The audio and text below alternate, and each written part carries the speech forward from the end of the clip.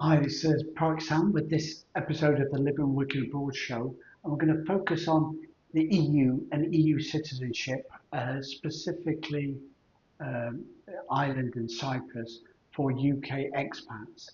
The number of reasons for that. Whatever your political affiliations in the UK, there's a lot of noise about an EU reset being done and trying to get the UK back in the EU. There's a reason for that. 5 years ago, at the end of 2020, Brexit was achieved with a separation agreement between the UK and the EU. Now, during that preceding 5 years, there's been a transition period where anybody who has any connections with the EU or the UK, who's an EU citizen or a British citizen formerly of the EU, has got a chance to update their records. That time expires at the end of June 2026. So in the next quarter, you've got to make your final moves to claim any EU citizens' rights that you may have from pre 2020. That would include any British citizen who owns property in Portugal, Spain, Greece, or Cyprus. So if you own an EU property and you've lived in it for a significant period of time and you haven't got an up-to-date EU residency permit post-Brexit, then now's the time to do it. After June, you lose that opportunity. Um, if you're a British citizen, you may still have a route back into the EU if you've got Irish roots. So we'll talk about that briefly later on. Either way, if you've got a connection with the EU and you want to make sure that you've got a residence permit uh, uh, under the current rules, post the Brexit period ending at the end of June 26th, then contact us at partnership.com. Now, if the UK government, with its big majority, decides to reset and create a new relationship, special relationship between the UK and the EU, that might actually change things again. Okay, so you can wait and see and lose the opportunity altogether, or you can take action now and take and be sure of claiming your rights for EU residency. But the EU, remember, has got a Schengen zone, and non-EU citizens are only allowed to spend 3 months in any 6 month period in that Schengen zone. That doesn't at the moment include Ireland and Cyprus. Ireland, because it's opted out of joining the Schengen zone because of the common travel area between the UK and Ireland, which dates back up to 100 years ago. And the other country is Cyprus, but Cyprus is slated to join the Schengen zone. So in everything it can, Cyprus is the EU president of the Council for the rest of 2026. So there's every chance that by December 26, Cyprus ascends into the Schengen zone and EU harmonisation is complete on that front. Cyprus will be in the news, of course, because of those 6 months, because all the EU Council meetings and foreign minister dignitaries will be coming through Cyprus for that. So watch about Cyprus being in the news. It's a great place to live. It's a Mediterranean location, and there's lots for you to find and do. The best thing about Cyprus for 2026 is that they're committed to being a low tax, low regulation economy, unlike the UK. So this is what we're looking forward to. So let's start by looking at what does someone need. For example, can you get EU citizenship through Irish family relatives? Now, this is something that could happen with a lot of people because of the common travelling area. And many people have got Irish roots of one sort or another. So if you were not born in Ireland, then you need to get Irish citizenship, a foreign birth certificate, to say that you're Irish but you're born abroad. Okay. Now, if you need one of those to qualify for that, either you need a parent who is an Irish citizen at the time of your birth, okay, and they were born in Ireland. So if your parent was born in Ireland and therefore they've got Irish citizenship when you were born, then you're automatically an Irish citizen. Now, look at the scenario. If your parent was born in Ireland, but they never naturalised in Ireland, they lived and grew up in the UK or elsewhere, then that wouldn't necessarily qualify. So there could be an Irish citizen, have the passport at the time of your birth, um, and, and the parents have got to be born in Ireland, then you're automatically an Irish citizen. So if you're not, all hope is not lost, okay? So you've got to register through the foreign birth certificates. So there, if you've got grandparents who were born in Ireland, or you've got parents who are Irish citizens at the time of your birth, um, even though your parents were not born in Ireland, so your parents don't need to be born in Ireland as long as your grandparents were born in Ireland. So your grandparents or your parents born in Ireland gives you the access to the Irish citizenship. So as long as your grandparents, or one of them, was born in Ireland, that gives you a route into becoming Irish citizens. You may need to get citizenship for your parents, but they may be entitled to that anyway. But that may be that your parent and you both have to register for the foreign birth certificates. So once we've done that, got that set up, you're going to get an Irish passport. If you've got an Irish passport, you're an EU citizen, and therefore you've got freedom of movement around the EU. Even though the EU has got a Schengen zone, the Irish citizen allows that freedom of movement. This can work for other countries as well. So if you've got family roots in another EU country, there's a potential to get citizenship, but by retrospectively, even though you've got a foreign birth. If you need help and guidance on that, contact us at propartnership.com. Why would you take citizenship in another country? Citizenship isn't something that comes automatically. It's something that comes bit by bit. So when you go expat, you need a resident permit, and generally in the EU, a UK citizen is only going to be allowed to have a 1-year travel visa, but it's exactly the same for an EU citizen coming to the UK. So you can get a one year travel visa, and then you build from that towards getting citizenship.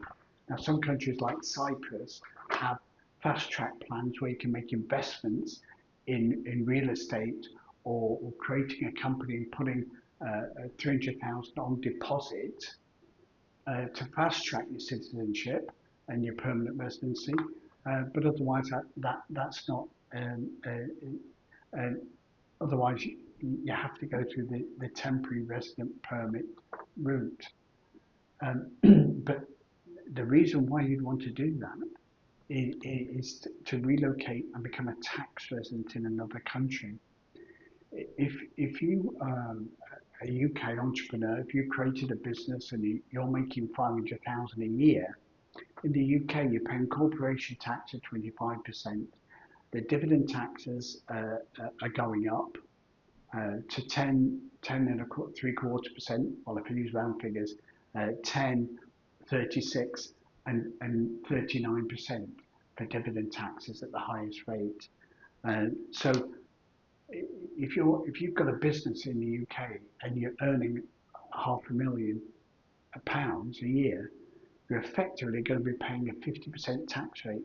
You're going to be left with 248,000 out of that 500 when you pay corporation tax, dividend taxes on that income that you've generated. Now, if you're a Cyprus tax resident using a Cyprus company, completely different. What you'd be able to do there on 500,000 profit, your tax would only effectively be 16%. The corporation tax rate is only 15%, not 25. But as an expat, your dividend tax is zero.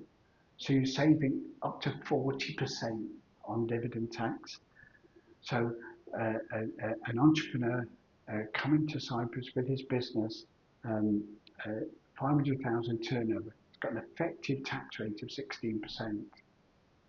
So the corporation tax rate, 15%, that's an international minimum. It's an international standard for corporation tax. Cyprus gets around that for expats by not charging you any other taxes, unlike the UK, where you've got 25% corporation tax and then another up to 39% on your dividends. So if you're running a business, Cyprus could be just the place for you. Now, citizenship will give you the right, and EU citizenship will give you the right to come and live and work in Cyprus straight away. And UK expat at the moment cannot relocate to Cyprus uh, and get a work permit because they're treated as non-EU citizens. Now that right is going to move the other way after the end of the Brexit transition period, end of June 26. So the rights could be lost even more. It would be very country by country, but what the British government are trying to do is get a reset with the EU and actually get a post-EU agreement. Now we don't know how far that will go one way or the other. You've got the you've got the EU, which is the EU, but you've got countries like Switzerland, Norway, and Iceland. They're in the European Economic Area, but they're not in the European Union. What that means, they've got special agreements. Now, if in the extreme, the UK went into the European Economic Area, it would get full access to the EU for British citizens, um, but you're then under the Cyprus regulatory route, the EU regulatory route for your um, uh, all your movements, passports, and VAT, etc., etc. So, one extreme or another, there's going to be some sort of reset. So, Britain could have its own special agreement, like it's got at the moment, post-Brexit, which expires June 26th. It could go as far as joining the EEA, the European Economic Area, which is a trading member associated with the EU, but not an EU member, in effect is abiding by the EU rules, or it could come up with a third option, which is a new arrangement for the UK and the EU, or maybe a fourth option, no change at all, in which case Cyprus is a third country as far as the EU is concerned. And that will affect the rights of UK citizens or EU citizens to come and live and work in each other's countries. So at the moment, a UK citizen cannot work in the Schengen zone and in Cyprus. They need a work permit.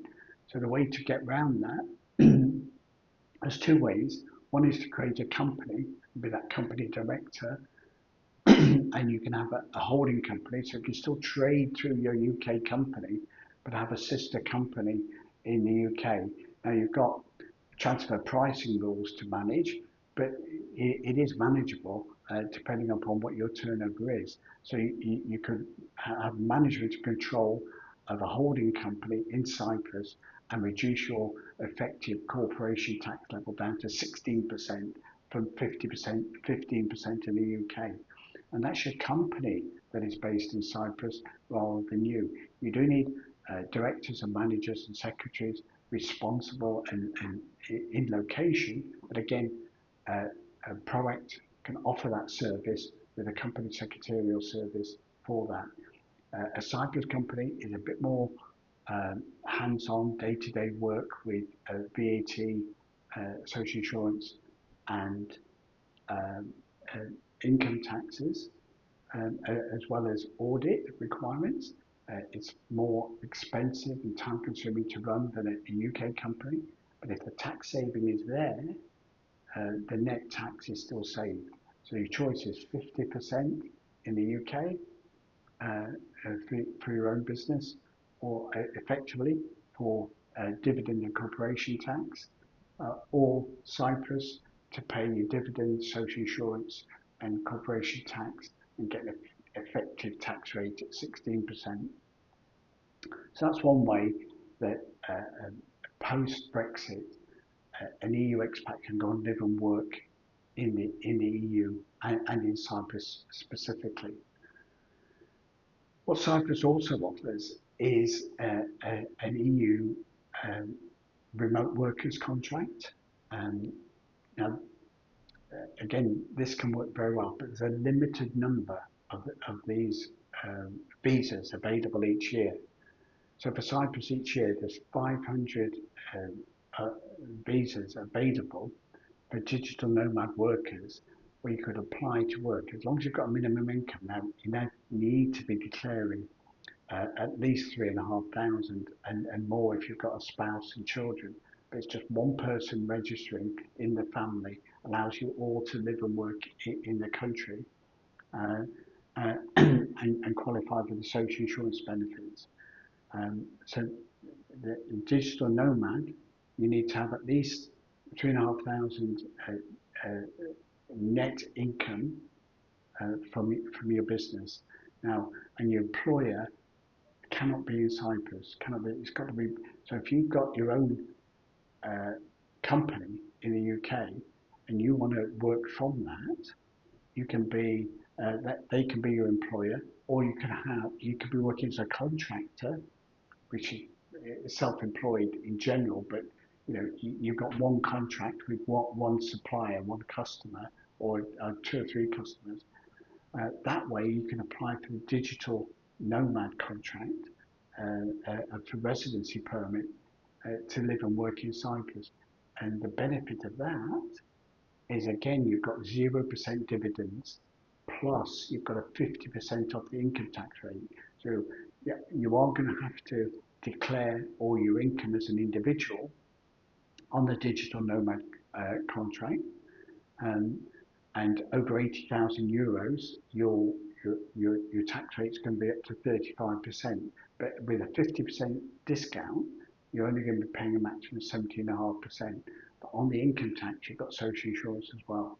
So it's a way of living and working abroad, but it will still cost you some additional tax. You've got to declare at least 3.5, call it 4,000 with the spouse income. So you're going to be paying some income tax on that, but you can get discounts on that as well. The social insurance will kick in. You'll still get dividends at zero.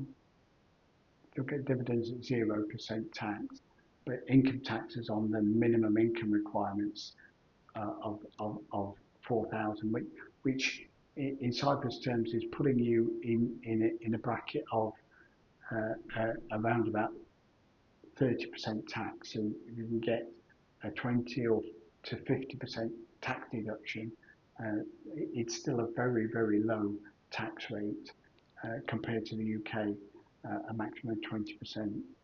So consider a digital nomad if that works for you, in terms of having one contract with one employer and elsewhere.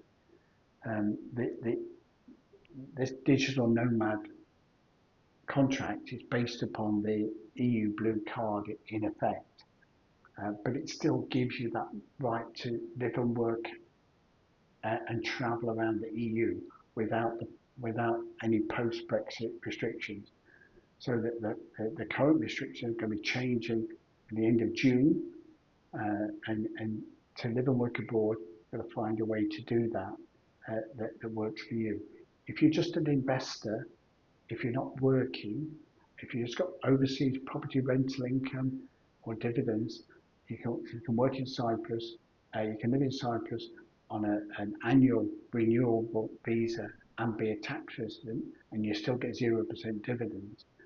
But if you want to work, we're looking at creating a company with directors and management control in Cyprus that can be trading with your UK company to take away from your 50% tax liability in the UK down to a 16% liability in Cyprus or the EU country, and enjoy EU citizens' rights. So, just to summarise that, post-Brexit period comes.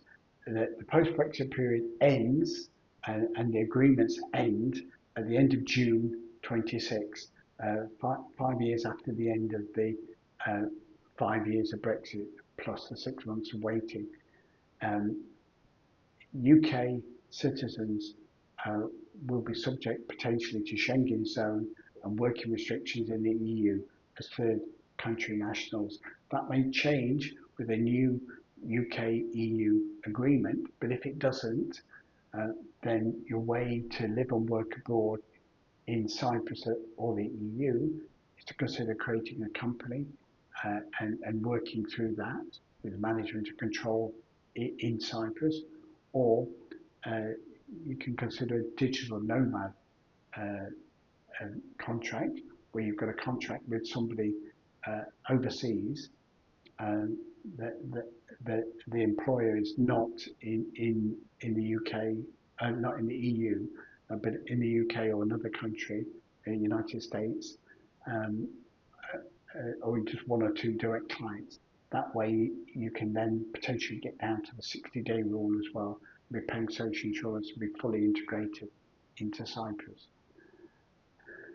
For more information and guidance on the various issues around tax planning for business, individuals, investors, living and working abroad and relocating overseas, contact us at productpartnership.com and we'll be happy to help you. We offer a free review, free guidance, free advice, and we can be with you every step of the way.